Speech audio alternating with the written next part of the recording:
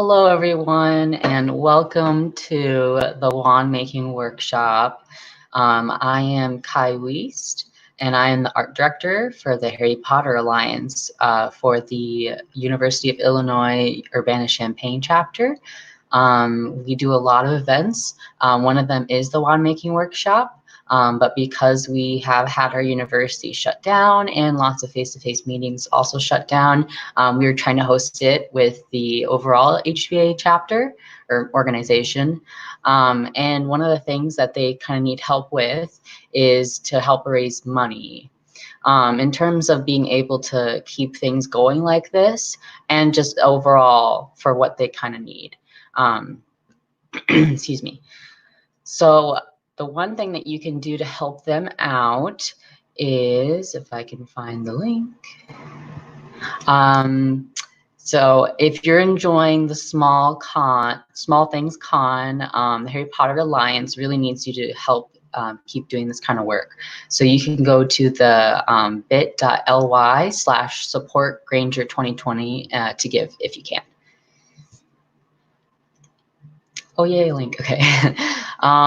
So now we're going to try to start our wand making workshop. So a few things that you can have on you are a chopstick or a pencil or anything of that sort.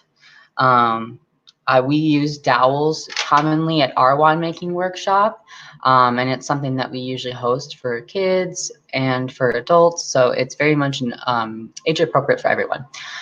So other things that you'll need is a glue gun, some glue sticks, and maybe some ribbons, beads, anything you think you can find. I'm going to be showing off a few of the different wands that we make here in the beginning and maybe throughout so that you can kind of get an idea of what maybe you want to do. So let's get started with that.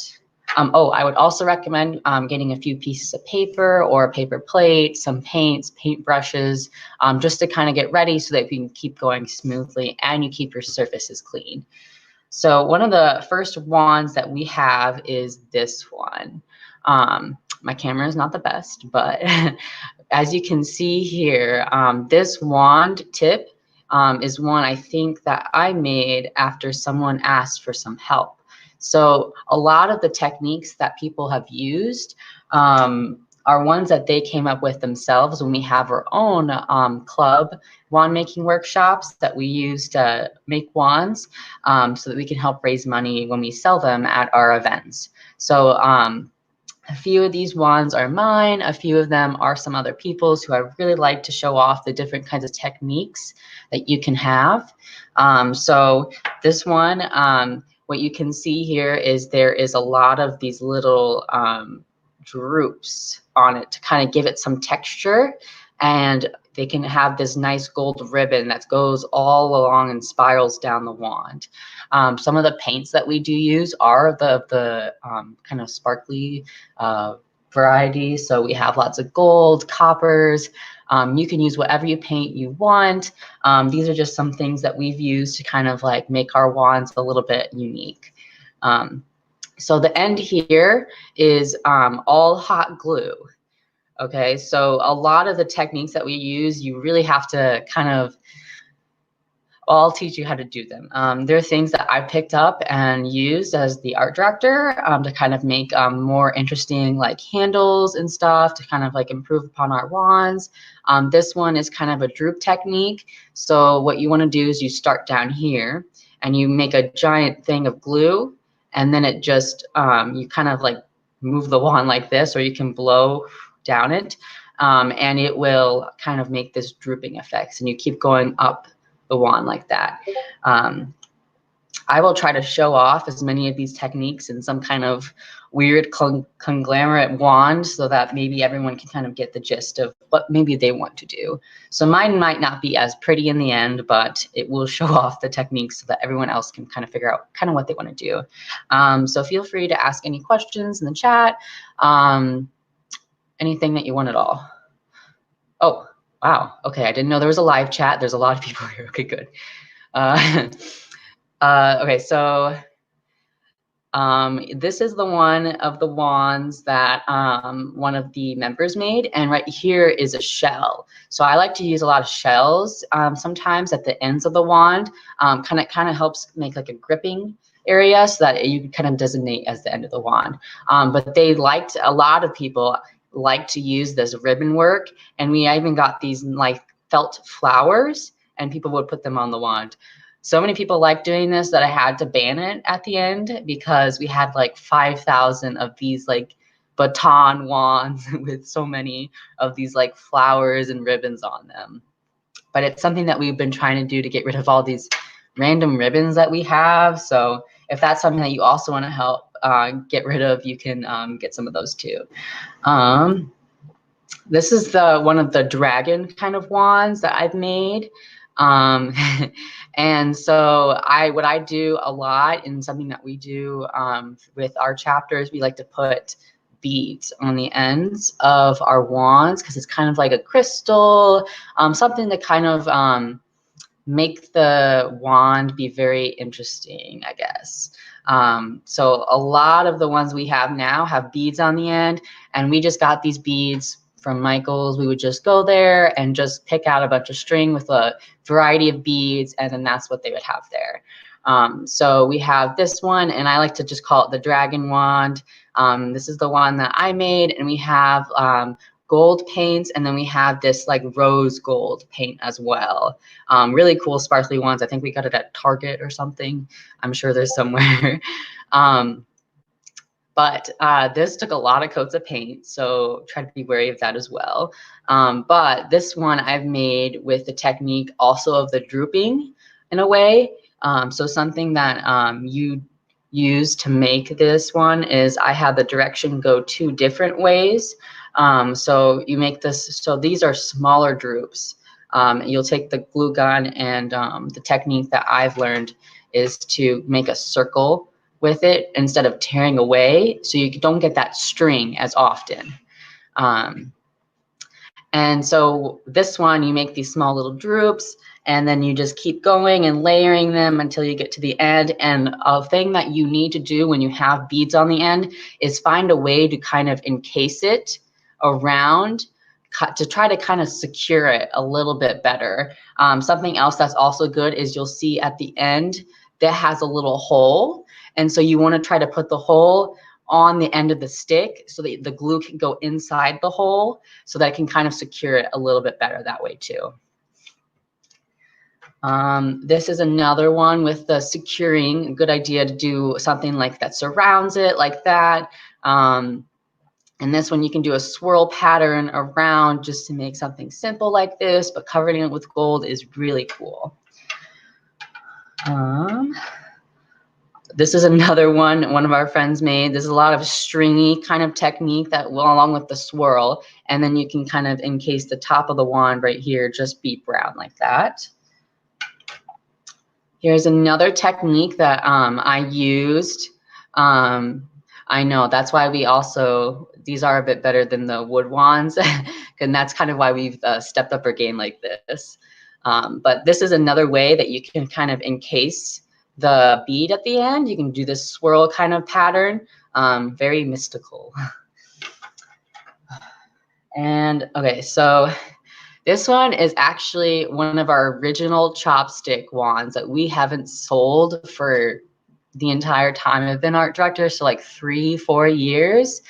And it's like, so I decided what we had is one of my friends got this really cheap, they're black glue sticks. And so what I did is, and I still have black glue sticks inside my gun right now, but what I did for this one, and I don't really encourage it because it takes long, it's really wet, but I would put a huge glob of glue on, and I would take an ice cube and just press it on there to kind of get this obsidian kind of looking kind of wand like this, to kind of make this rocky kind of texture, but also kind of like layering it on top of each other to kind of like extend the wand and make it bigger than it used to be. So yeah, this one was made with an ice cube. So like something like this, I would just press the ice cube on that when the glue was hot, and yeah, and it would make this kind of texture. not something I recommend. And then, so this is another one where I've used the shell at the end. So if you have any seaside shells that you really like that you had as a kid or something you picked up from a beach, this is a good time to use these and kind of put them to use and kind of symbolize them a little bit better. So this technique, sorry, it's a bit hard to see because it's white to do this. Okay.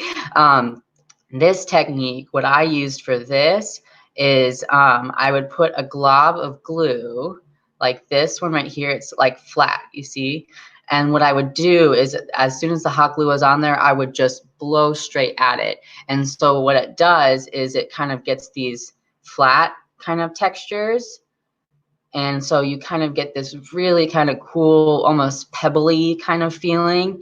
And then what I like to do at the end, because I put so much glue here already, I just try to like paint a little bit on these ends, just to kind of give it something to kind of match, because this end here is like tan and stuff, and so it kind of matches this area.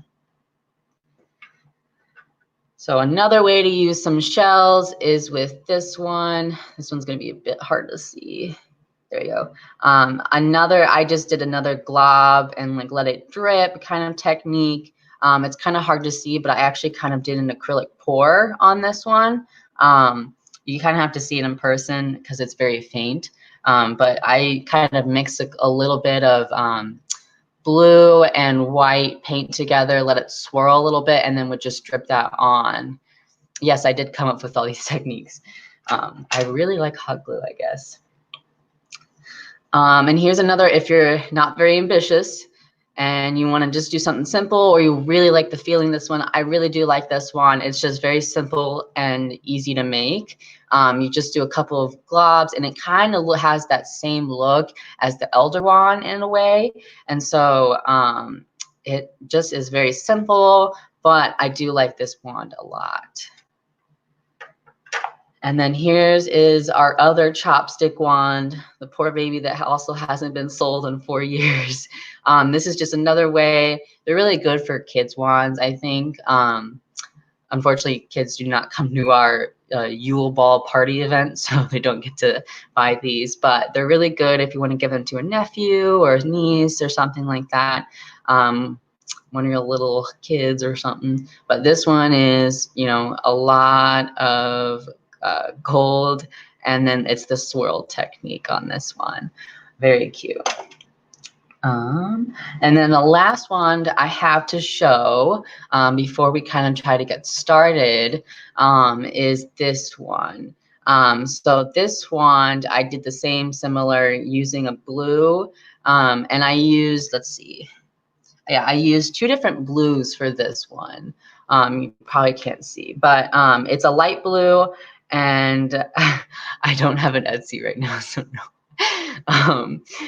I kind of have a blue and light blue kind of sponging technique to kind of mix them together, because these beads that I got kind of look like little rune stones to me. Something that I just bought at Michael's again, and what I did is I encompassed them inside this glob texture that was just kind of random. I would just have a glob and then like tilt it different ways to maybe get the hot glue to make different shapes. But I will try to see if there's any of the specific wand techniques you maybe want to show off. I'm going to try out to show off all of them. But if you want to start getting ready in terms of just, I guess, figuring out what you kind of want to do, I would try to figure that out. Let me get my chopstick. So we're going to try to get started here. One of the first things you're going to want is you can do a chopstick. This one is very old. I just found in a drawer. You can use takeout ones, a pencil, anything of that nature.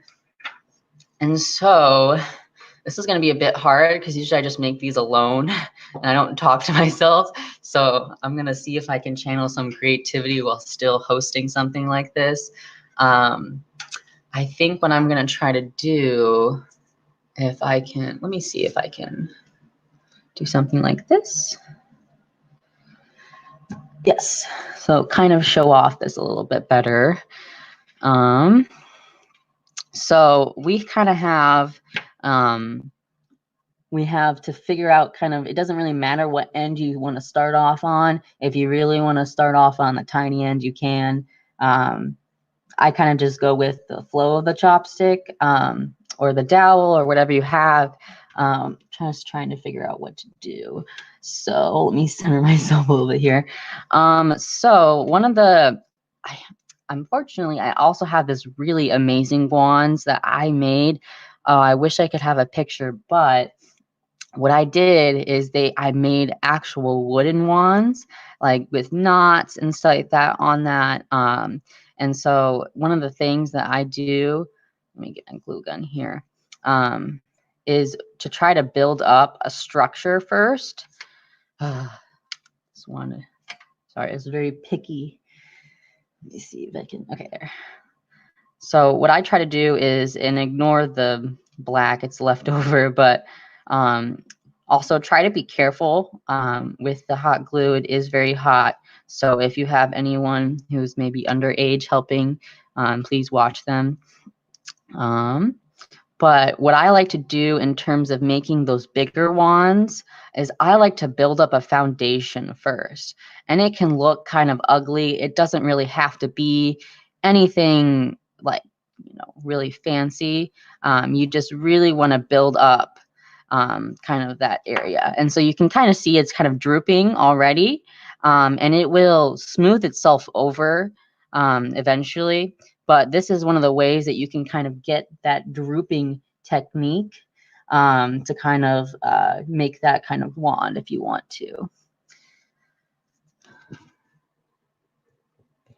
Okay. So this is the way that you can make something like this one. And you have to kind of, to make something big like this, in like retrospect to this tiny very part, I have actually not used stick from outside before. You could do that. I think so. I would recommend, if you do use sticks outside, maybe strip the bark a little bit first, because the hot glue will rip it off faster. Oh, and I already lost it.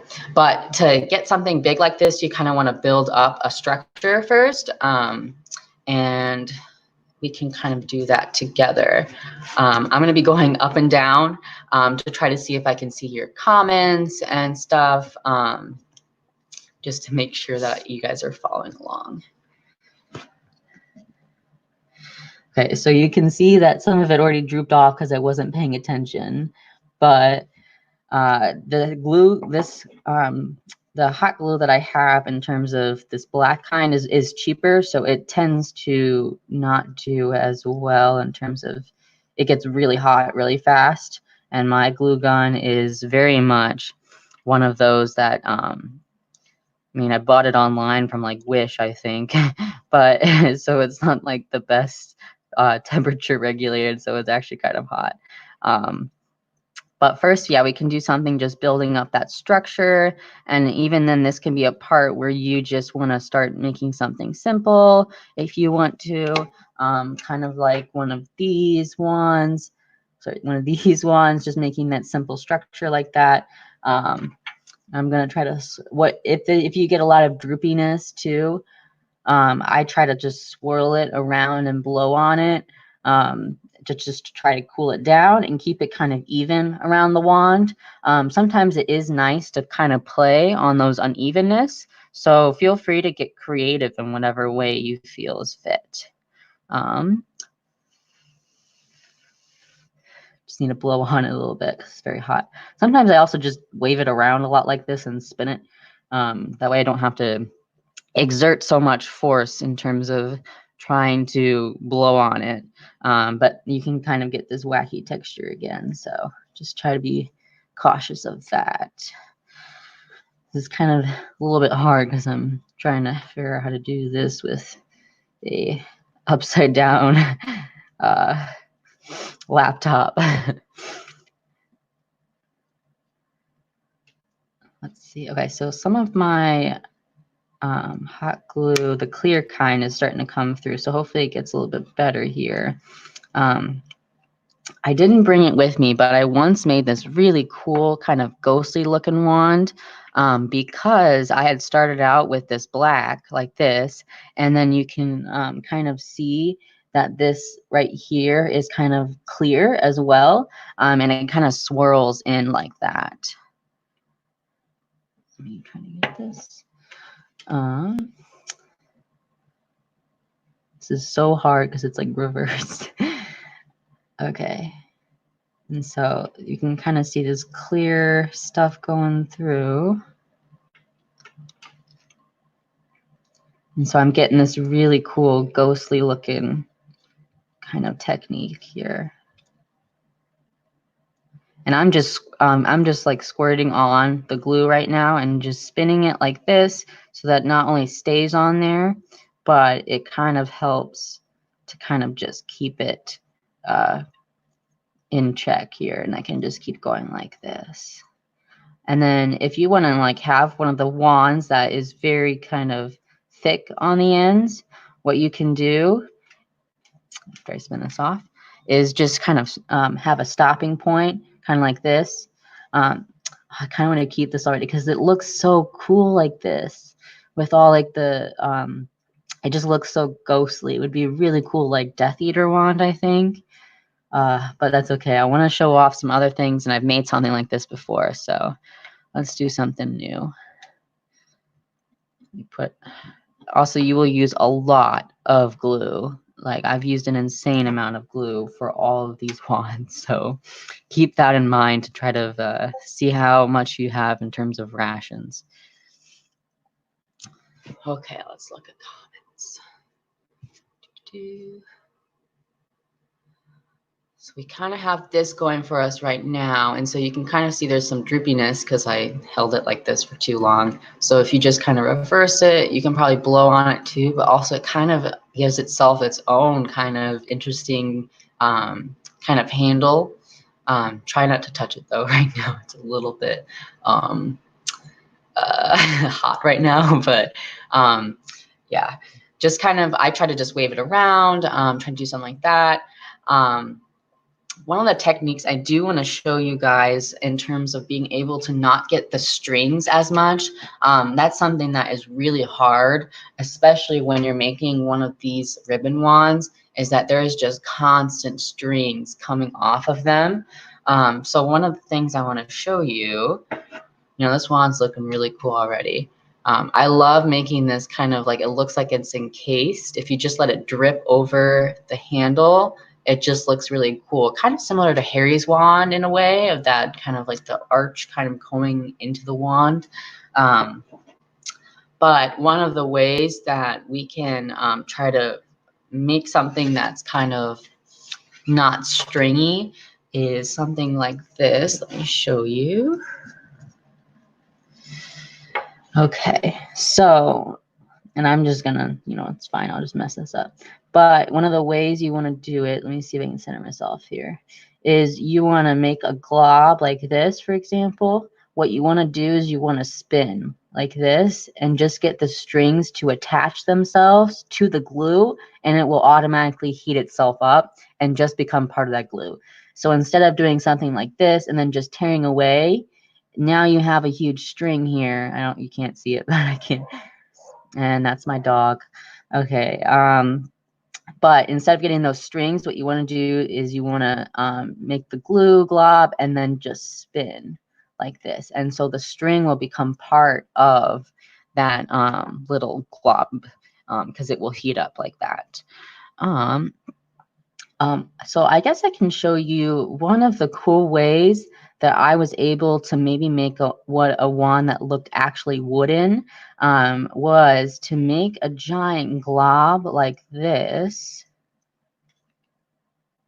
And then what I did is I used the hot part of this metal part here, the glue gun, and I used it to carve into the glue until it cools down. And a lot of times you need to like step back and like let it do its own thing because it kind of gets too hot because the tip is so hot. But what I like to do is make this swirling technique, and it looks like a knot in a tree. and it can kind of stick out. It doesn't have to look really cool or perfect because the trees often have just these really gnarly knots like that. And so you want to try to make this just kind of cool down a little bit, and it will lose its texture. But what you want to do is you can just go back in it and then do it again. And you can do it as many times as you need to, but just let it cool down a little bit and blow on it, and then you can go back in and do something. And then you can keep doing that swirling technique to kind of make sure that you aren't pulling glue away, because otherwise you will get these little strings. And the little strings are really annoying to kind of battle.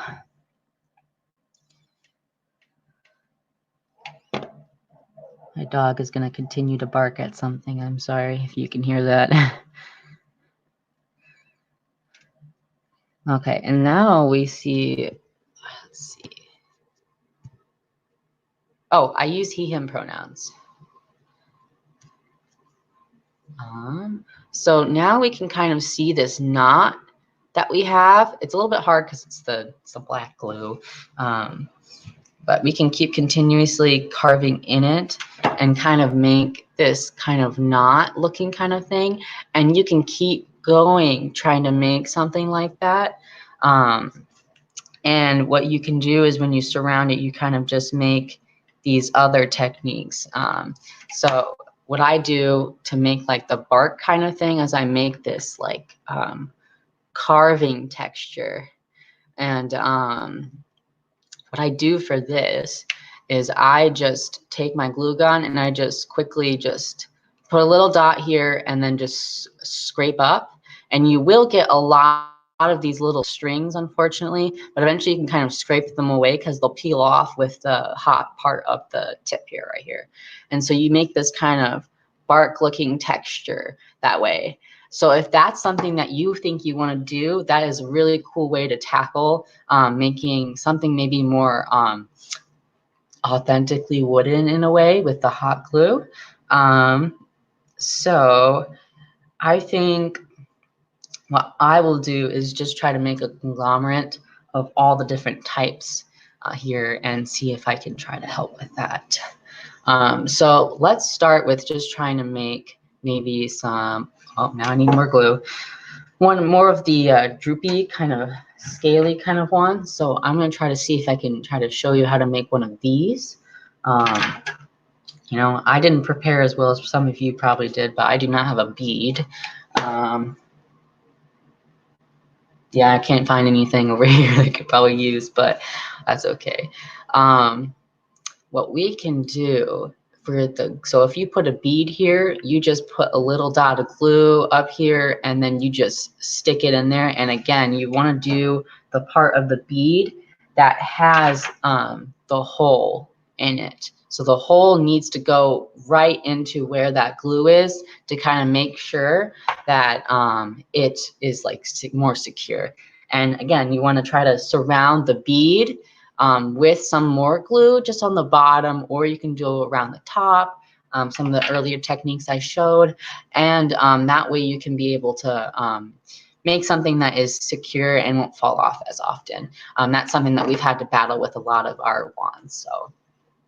But one of the ways that you can get that droopy effect is just making a glob up here, doing that swirling technique to get rid of the little thing. So you can see it's right here. And I got to just scrape that off on a piece of paper. And so now you can see that this glob is kind of falling down and it's doing its own thing. And so I try not to interfere with that and try to go a space around. And so I try to do it on another side. And just trying to make that glob. So that way they don't kind of interfere with each other as much and make a giant glob that way. But this is one of the ways that you can do it. So usually I try to do a little bit of the ones at the top here. And then what I do is I start at the bottom because I just want to secure that bead at the top. And that's something that usually the wand is thinner here and then gets thicker at the end. So what you do is you want to start maybe like, let's start, well, usually you would want to start down here if you were trying to do that scale kind of thing. But let's just start in the middle here, see what we can make. But if we just do, you know, some globs, we get that to droop. And we have these little jut outs, so let's just see what we can do. I forgot to bring my honey wand, but I think that actually got sold. But I made this really cute little kind of lightly brushed with gold, so you won't get this like you can't see through it kind of thing. So I just I thinned out the gold paint that I had, and I brushed brushed a little bit over the glue so you can kind of see through it, and I made it really, really drippy, like kind of like what we're going for right here. If you can see, I want to touch it, but we're really drippy like that, and it looked really cute. I wish I had like a beehive or something that I could have put at the bottom, or like a little bee charm. Oh yeah, that's also another thing. If you have a broken bracelet or something, feel free to take those beads and try to put something on there. Very, very cool. So we're going to continue to keep doing this. And we can kind of get that dripping effect, and we're starting to see it kind of take shape here.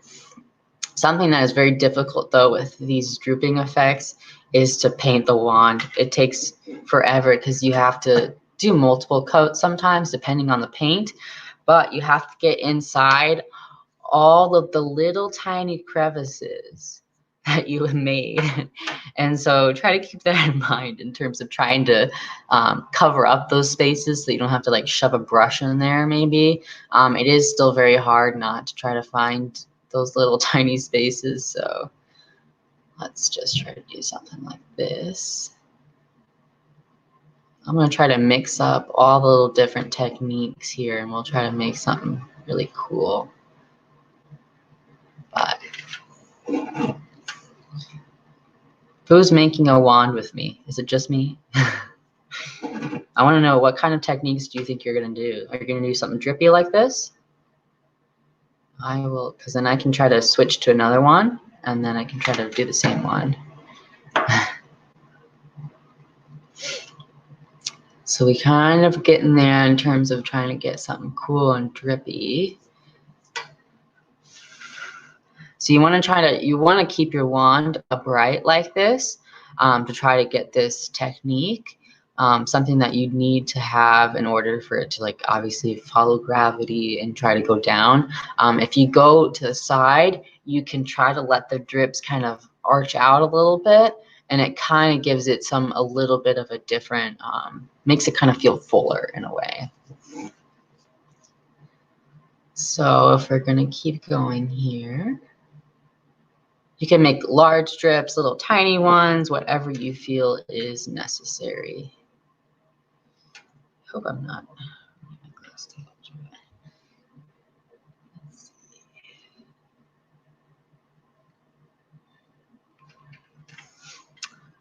One of the other things that we tried to do besides making wands was making little bow truckles. And we used some of the sticks that we found at like Michael's, like those sticks that you always put in those little giant vases that people have like in a doctor's office or something. And we broke those down, and we would glue together the little legs and stuff, and we had to make them like little tripods looking little creatures to make them stand up, and they're very, very cute. They didn't sell as well because they're just so delicate. It's very hard to transport them. Also, one of the years that we had the Yule Ball, which is our main fundraising event, the bow truckles, because it was a snowstorm outside, they blew away off of the little container we had for them, and so some of them broke a little bit. It's a very time-consuming project, but they looked so cute. I made one with, I used glue to make this pebble, like a flat little square pebble thing, and I drew on it. And I made it say Nintendo stick because I had colored two different pieces, like a blue and blue and like a red piece and stuck them, and I made the bow truckle hold it. It was so cute. One of my friends has it right now, I think, because they bought it, but I would say they're pretty durable. The only thing that I would say in terms of like maybe breaking is obviously probably the wooden part, if you like, you know, stab it against something, and the bead that you put on top, which is why we try to secure them a little bit better. But the glue actually kind of makes it even more durable because it acts as like a shield and like a strengthening kind of rubbery kind of thing for the stick. So like usually the thicker that you can make these, sometimes a little bit better it will be and be able to maintain it. So you can also, instead of going up from the top, you can do a couple of the drips down here, because sometimes the drips will be underneath, and or some of the holes that you need to paint in will be underneath, and so you kind of want to stick the glue gun in there and try to see if you can get something. I have a few of these little strings.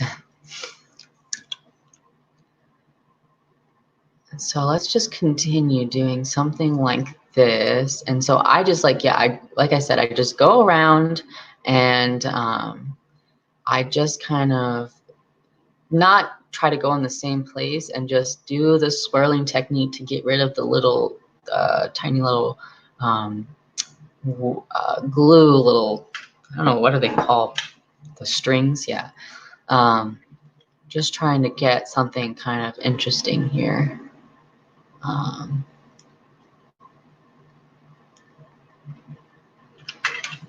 Let's see, I'm already on, I think this is glue stick number 4, maybe.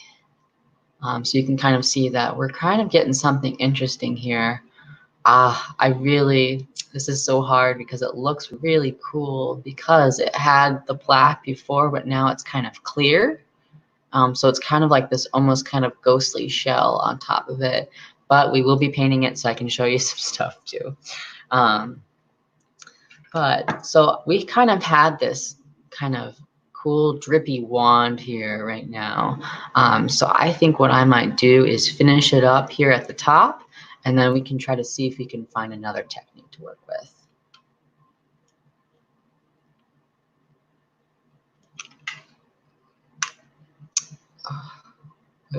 Working with this glue gun is kind of annoying, but it's fine.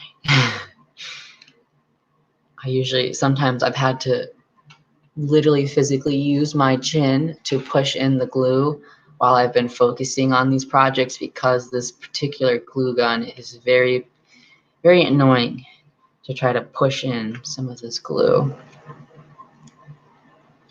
So you see we're getting here near the top here, and so what we're doing is we're gonna eventually overtake these top 2 little glue things, that little drips that we made, and that's okay because we're trying to make the wand thicker here at the top.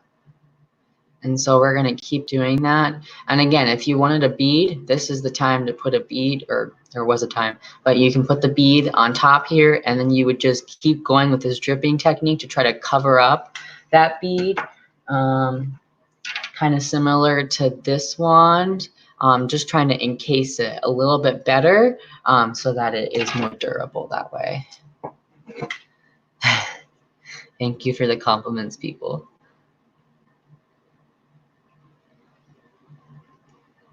So right now I'm just filling in some of the parts that tend to go a little bit flat when the drip kind of goes down a little bit larger or longer than I anticipated. So you can kind of see we're kind of getting this really cool dripping technique now too. It kind of fans out a little bit in the middle here more. So what we want to do is we can either keep it like that because it looks kind of cool, or we can keep going at the top here and try to thicken this up. So I think I'm going to do something like that. Just kind of finish off this area.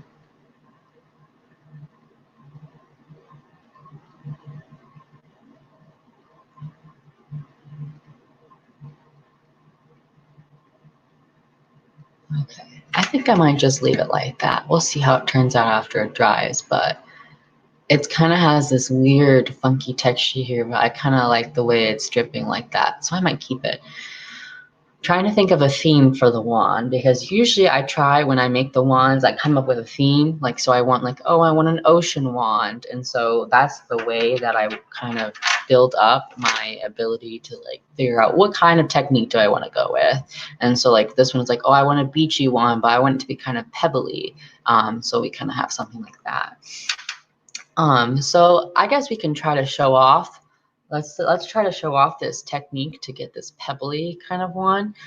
This one's kind of fun, but if you are a person who is not that good at being able to, if you get lightheaded after a lot of like blowing out, I would not recommend this technique for you because it can get very time consuming.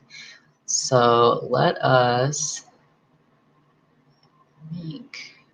So what we want to do here is, so I'm just going to make it on this top part. And so you make a giant glob of glue like this and you just blow on it. And so now you've kind of got this little flat pebbly kind of surface, and it's smooth like that too. I'm thinking that this theme for this wand might be like an earthy kind of theme. So like maybe this is like honey or something, maybe water, like a wave, and then maybe I'll make like a tree trunk kind of looking kind of thing, maybe some pebbles. I think this could be really cool. So I'm gonna keep trying to do that technique. So I like to just flip it over on the opposite side, make another one, and then blow on it, because what happens, because it kind of overlaps on the other one, and so it kind of, that way the holes in between will be filled like that. And so, it's still hot. This is why you kind of want to have some of these wood parts open, because it can kind of help you be able to hold the wand while the glue on the bottom is probably still drying.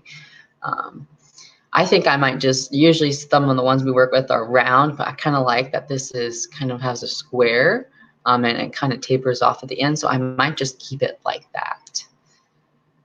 So we're gonna keep going with this technique,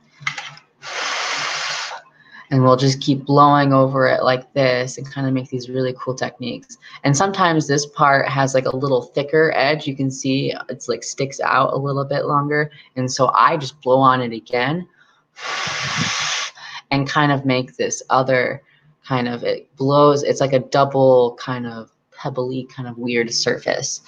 So if you have lots of excess glue that maybe is like dripping down like this part right here, you can blow on it on another angle, and that way you can kind of make it like another pebbly surface.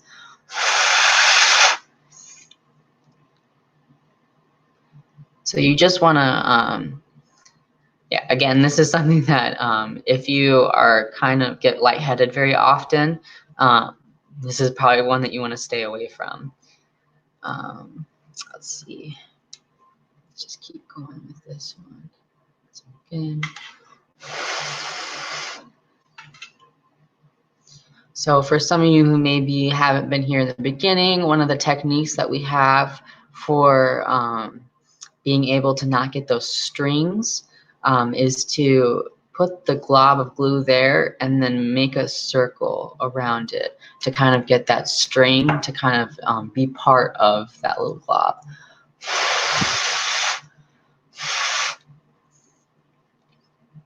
And this one you can use, you can just overlap and overlap and overlap all of these little pebbly surfaces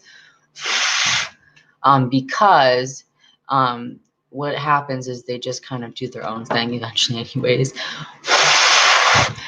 You can only control so much with blowing on it. So just kind of, take it easy and just kind of do whatever the glue tells you to do, I guess.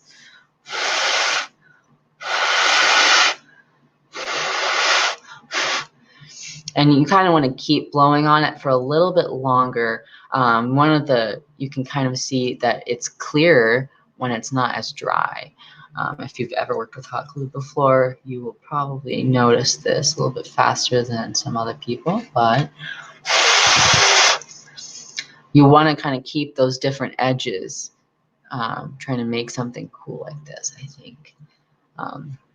You can always come back and do, fill in the little pieces, kind of just do something, whatever you feel is necessary. I think, what is maybe glue stick number 5 here.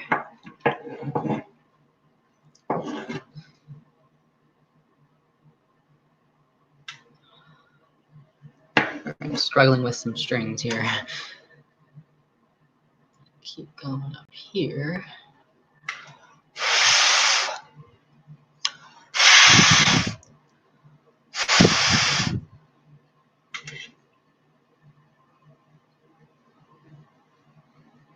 You want to kind of fill in all those flat areas too. And you can use even smaller. I like to make big ones and then small ones to kind of be like big pebbles and little pebbles, just to kind of fill in the areas. Because again, with the brushing, when you use the paint, it can be kind of hectic to do that. I wish I had a clear camera to be able to show you kind of what I'm making. It's also very annoying that this is opposite to what I'm moving, but it's okay. Just want to be able to fill in some of those spots that are, and it's something that, with this technique, it's a little easier to hide when you miss a spot maybe and don't cover up the entirety of the wood, but that is okay. So these wands can take a long time to make. So I may just leave you to finish doing what you feel like you want to do. But the main point here is to just kind of show you some techniques, to figure out what you think you want to do. This is a really fun craft to do with kids. It's often what we usually do for our chapter is host this the same day as parents and kids come to campus, which is our usually our engineering open house. Because the UIUC campus, the University of Illinois Urbana-Champaign, is known for in the engineering department or engineering college, we have those kinds of fairs, and then lots of kids come to kind of like usually field trips too, and they can come with their parents and kind of learn a lot of cool things like that.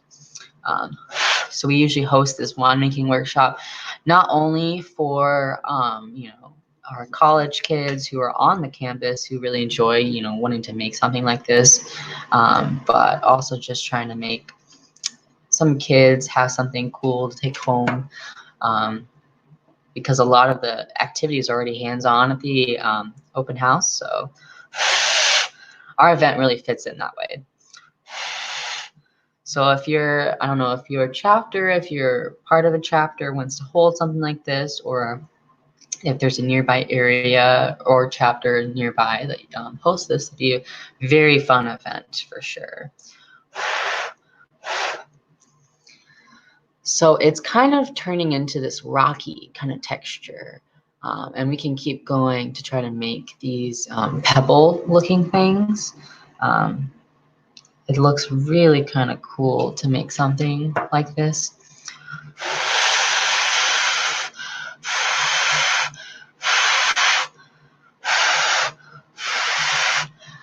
This definitely takes a lot of breath. So I'm trying to talk and do this at the same time, but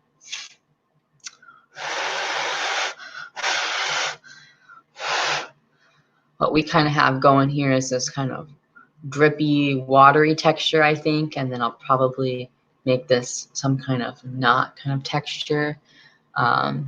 Be really cool if you guys could post these maybe on your Facebook and tag us, I guess. Our Facebook page is at Magical Illini, and it's like magical and then ILLINI, because that's our school kind of thing.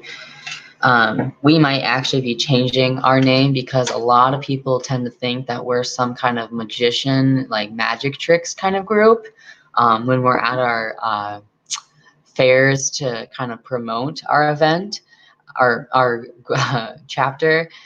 So we might be changing that just to be the Harry Potter Alliance UIEC chapter,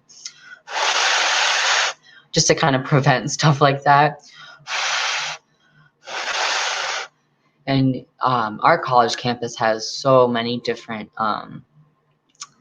clubs, and so I'm sure there's already a magician club on campus, and I'm sure they would appreciate it if we didn't have the same kind of name as them. Don't want to take their spotlight away for sure.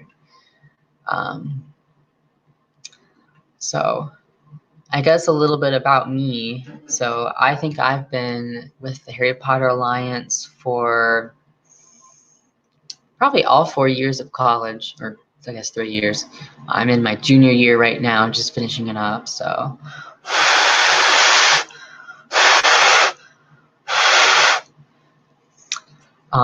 I'm a junior currently studying computer science plus anthropology, and that's like a kind of a dual degree, not quite a double major, but a dual degree, something they have that is specific to the university, just to try to expand the computer science program.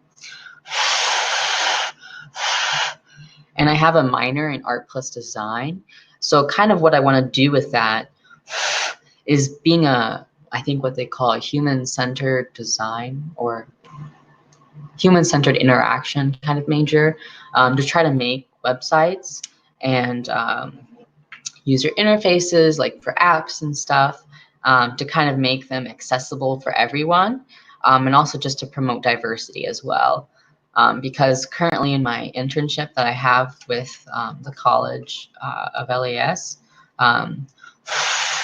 I'm working on trying to have accessibility training in terms of website development. So trying to make sure that the contrast is high enough for websites so people can read it. That's kind of why I had this white piece of paper down here to try to make the contrast a little bit higher for anyone who has like visual impairments. Unfortunately, though, all I can do is my white hand, which probably doesn't help that much, just because my laptop is almost falling off of this box I have it on. And it's almost too hard to make sure that you guys can see what I'm doing on the white piece of paper and have to bend over to see if I can see myself doing it. So this will have to do, but that's something that I kind of want to promote. And it's nice to be able to be part of the Harry Potter Alliance because I can put that art director is my official position, and I can put that on my resume. So if there are any other college students who want to see if they can be part of the Harry Potter Alliance, it is a really good thing to put on your resume, even if maybe you're just a member,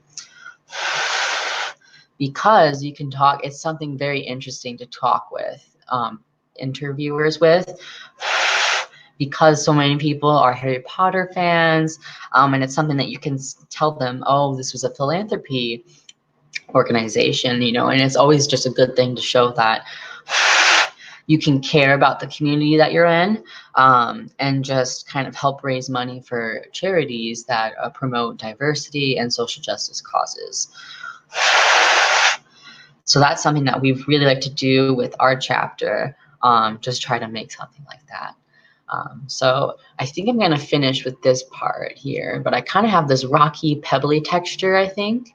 Looks really cool.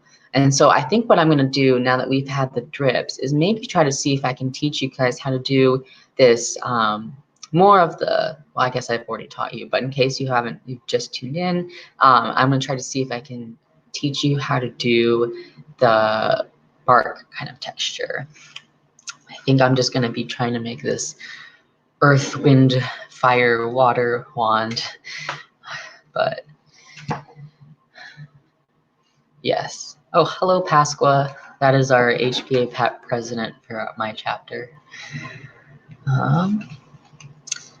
So what we want to do now to make this texture is we kind of have this outreach here, and I think I want to keep something like that going. But we're going to try to make a knot right here. And so we make a little bit of glue like this, and we do a lot of swirling. Just keep swirling. And you kind of want to just, it doesn't matter how much you spread it out, kind of make it blend into like the area around it. And you just keep swirling to make that swirl knot effect. Let's see, we got a string here, so I'm trying to break it off with the heat. There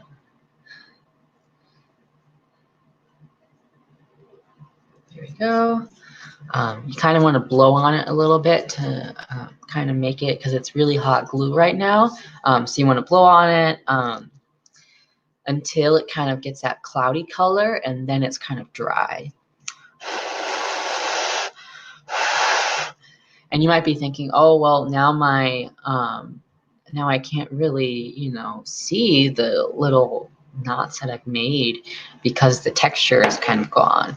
So what I do is I use this hot tip of the glue gun to carve into the wand. So now I just go back in and I just keep swirling on top of that hardened piece of glue, and then that's how I kind of make these knots. Because now you can kind of see this knot texture like this. So you kind of have that going on. And it's much easier to wait until it dries a little bit and then carve into it to kind of make that texture, because otherwise it solidifies and smooths over a little bit faster if you just keep it wet. And that's something that you can keep doing for a while. This technique does produce a lot more of those little strings. So we're going to try to mitigate that with just trying to break them off when we see them. So now that we have this knot here, what we want to do is we want to surround it with like an encasing of around using the bark kind of technique that I showed a little bit earlier. And so what we're going to do is we're going to just, remember, we do a glob at the top, and then we put our glue gun in it and then just drag it down. And then you just keep brushing it down. And this produces a lot of strings, but eventually those will go away. And so what you're doing is you're kind of making these little bark kind of things that you've got going on, and you're carving into it to kind of produce this texture. So you're making these little raised bumps and waves that kind of replicate that kind of technique. And then try to blow on it to try to make it solid so it doesn't just gloop into the rest of the glue.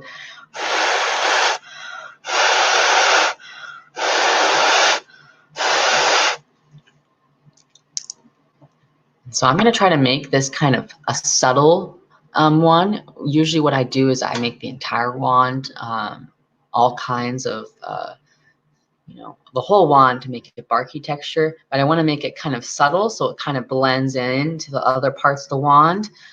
So I'm just going to keep going around and try to go underneath that these gloopy kind of things we got going on here for us.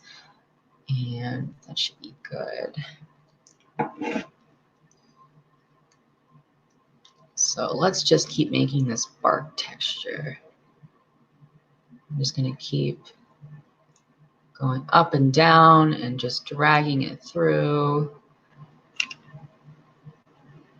And then we're going to try to follow this kind of bent shape around the knot that we made. So you're going to be making like this U technique here to go around it. And you just keep, I just usually just squirt out a little bit of glue somewhere and then just drag it around. Just keep going until you feel like something's given here. And it's supposed to be kind of a messy kind of texture. You want it to be kind of something that's very much a carving in a way, to kind of have this texture. And then you want to make sure you blow on it too.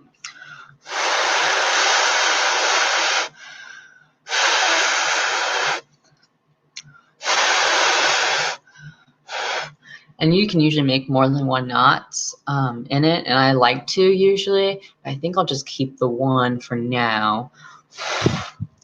And I think we'll probably just keep it something like that. You want to make sure that a lot of the parts are textured so that they make kind of sense like that.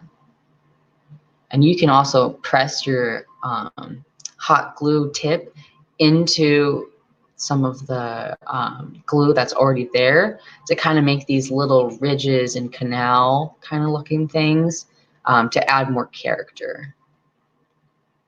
So I usually just press it in a little bit to make little ridges, and that kind of helps kind of add some more texture. Okay.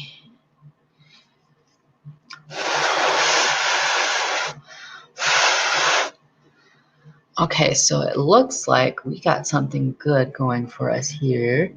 Kind of got this knot right there that you can see popping out, and it's really hard to see, but hopefully once we paint it, it's a little bit better.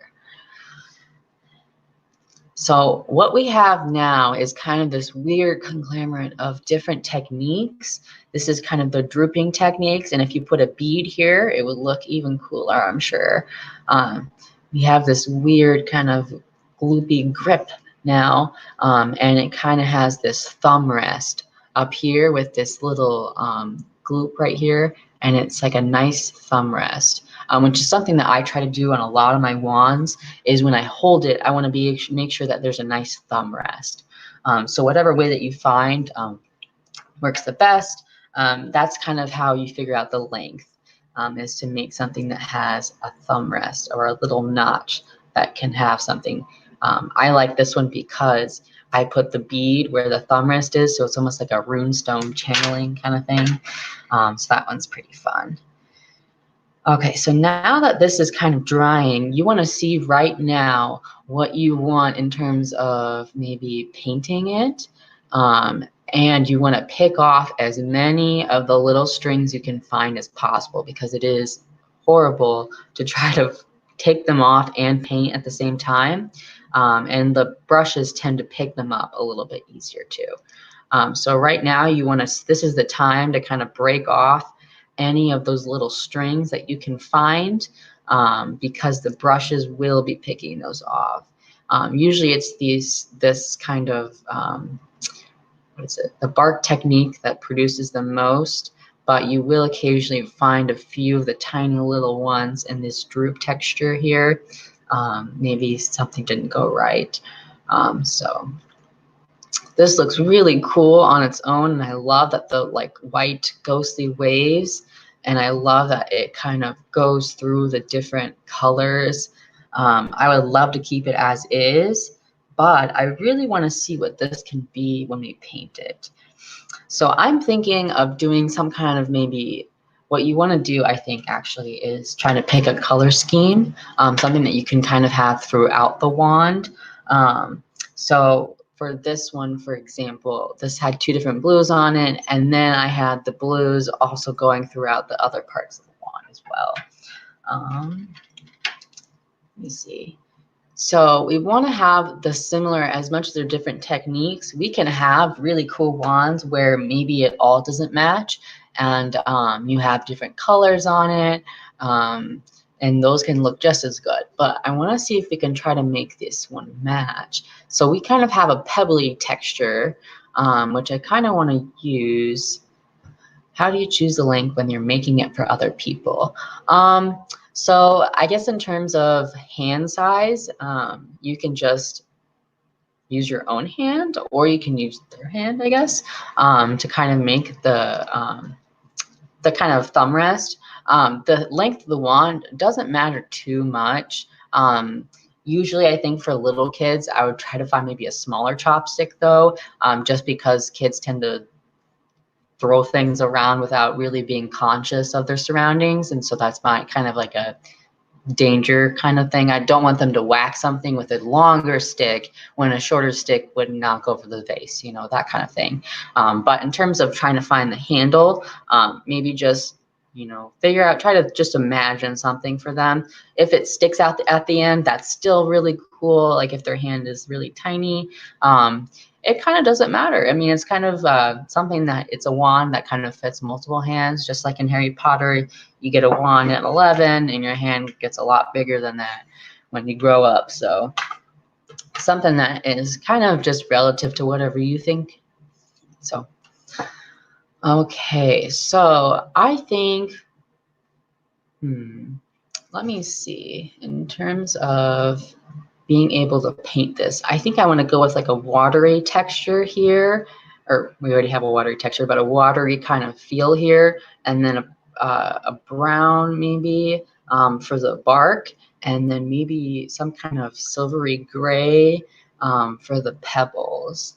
So I like to use a lot of the different kinds of paints that we have. I think what I might do first actually is make this a magical kind of wand. And so what I like to do is have a base coat first. I like to do just paint the whole wand, maybe one color. And then sometimes what I do is I stick my fingers in this silvery paint that I have, and I just rub it against the texture of the wand. And so only the edges will maybe pick up some of what we're kind of doing. So I think in the last few minutes here, kind of want to end before an hour and a half. We're going to try to paint this wand. So I think what I might do first is I'm trying to feel out, maybe I will just try to do, maybe I will just paint them all the same color, because I really like this gray that we have going on. But I think it would be interesting to try to maybe figure out another way that we can make it match, but show off the textures.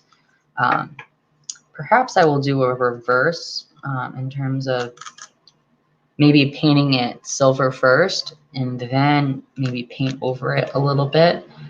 The paint I have is quite old and I've had it forever, but it should be good.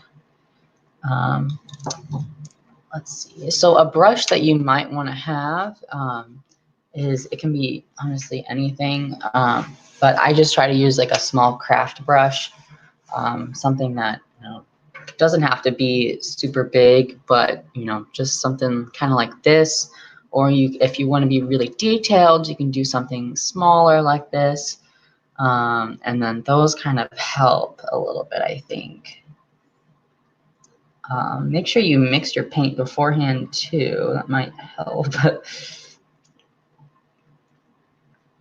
see. And make sure you have some paper down. I think that would help a lot. So I'm just kind of painting down here. I think I can just show you. Yeah. So I just kind of have my paint here, and I think I'm just going to paint this whole thing silver just to start off. This is me trying to go fast for you guys, because this takes me forever. Pretty much everyone, whenever we have these member wand making nights, everyone makes like 2, 3, maybe 5 wands, and I'm still making like 1. Just because I put so much glue on these and I want to paint them really kind of how like what I was feeling. And so I just put a lot of time into these, so this tends to be a longer process. But this is going to be an interesting one because I've never combined this many techniques in one of them. So I think that will be really cool to have. So I think I'm just going to paint this whole thing silver. And so you want to make sure that there isn't an excess amount of paint too.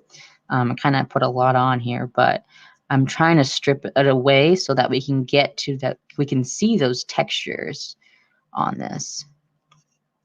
And I'm just going to paint the wood parts too, just so I can, and I can always, you know, repaint them a different brown, just because I want to have this solid base that we have here. And you want to make sure, even with these bigger brushes, that you're trying to get into these little crevices. So try to put your brush and sponge it around and paint the little tiny crevices, just because it helps a little bit.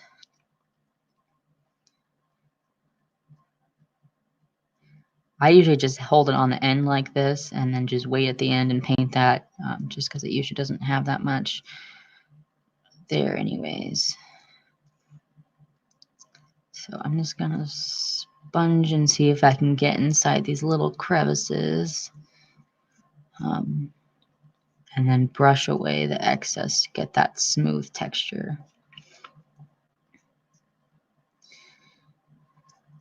Okay.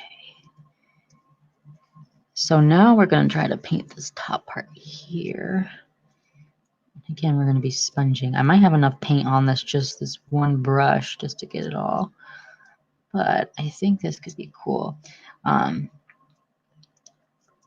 Hopefully we can get this to kind of dry a little bit before, but I might just mix it together and see what we can get maybe. I kind of like the look of this just being silver like this, but I think we can do something cool, I think. I tend to like to use the metals, the metallic colors on these wands because it just gives it so much life to it. I think they can be really, really cool to use. It really kind of just makes some parts of it pop a little bit better. So, okay, so now we have this done here. This is kind of, oh, we don't have the end, but we kind of got this nice silver, and I love this silver because it really does make it, oh, it's just so shiny. But I think this really does help to kind of make some of the textures pop, and you can kind of see them a little bit better now too. I'm gonna try to be careful here. I have a lot of paint in my hands, but we can kind of see these textures a little bit better now because of this silver paint, which is good.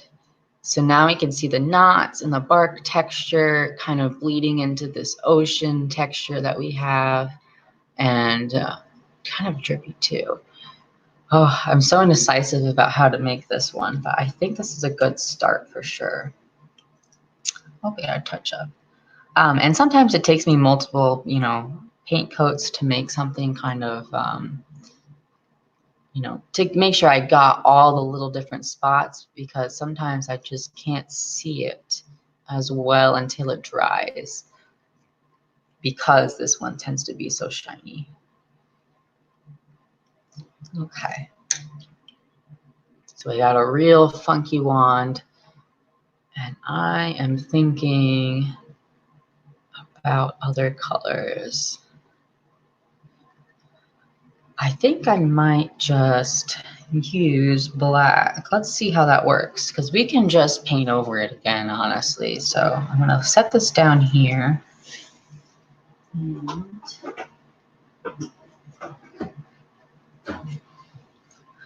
I'm actually, mostly because my sister is borrowing my black paint right now, but I'm actually going to be using this this product called Black 2.0, and it's from this artist named Stuart Simple, who started his own business, and he created this paint that is supposed to be as black as we can get it. But he just came out with this paint called Black 3.0, and it's even darker. Like, I would say maybe you could paint a background and a black cat could walk in front of it and you can't even see it. Like, you only probably see the black cat's eyes. So I think we're going to try to use this black paint. And I think what we're going to do is I'm just going to rub it on my hands and then rub it against the texture to kind of see what we can make with that. Because we have so many textures, we want to try to make it kind of seem like the same in a way. So we're going to try to do that. But This paint is supposed to be, I mean, now that they have the 3.0, but it's supposed to be the blackest black that you can get kind of on the market right now. And so I'm just going to do something like this, rub it on my hands, and then let me flip this, and I'm just going to rub it like this. Oh, this looks so cool.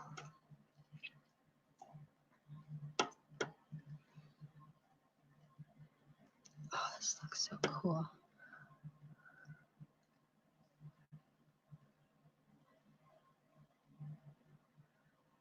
Oh, this looks really cool. This turned out really cool. Okay, so now we can kind of see that we have even more of like a texture difference. And it really works really well for the bark for sure. This will look really cool.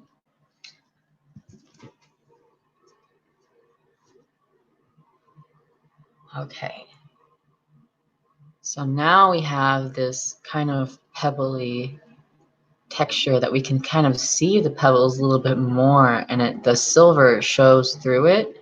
And then now we can see the bark even better, I think. And it kind of adds a little bit of depth, and it kind of brings in these like little, makes it almost seem like rounder, and this weird kind of bark texture. That almost, this part almost looks kind of like a weird bark texture too. The end of the wand isn't painted yet, but I'll do that on my own time. But I think this turned out really cool, and this is going to be a matte black compared to the silver, so I think this will turn out really awesome. But this is kind of what we've made today, and I think this is a really cool way to do wands like this, just to rub it along different angles like this. So hope you guys are enjoying Small Things Con. I think this is all I'm going to have for you today. But feel free to tune in tonight. I think at 7 or 8 p.m. Eastern. I'd have to see. You have to see what time it is. But we have my president, Pasqua, is going to be presenting Fox Friday, one of our social justice seminars, Connecting Harry Potter to the Real World. And it's going to be about, 8 p.m. And it's going to be about mental health. So thank you guys so much for tuning in. We made a really cool wand. I hope your wands will look just as good. Feel free to post them. I would love to see them. If you can maybe at Magical Illini, that is something that I would love to see. So thank you so much. Yes, Stuart Semple is better than Ganesh Kapoor. Thank you so much for tuning in. I hope you guys made great wands. So enjoy Small Things Con.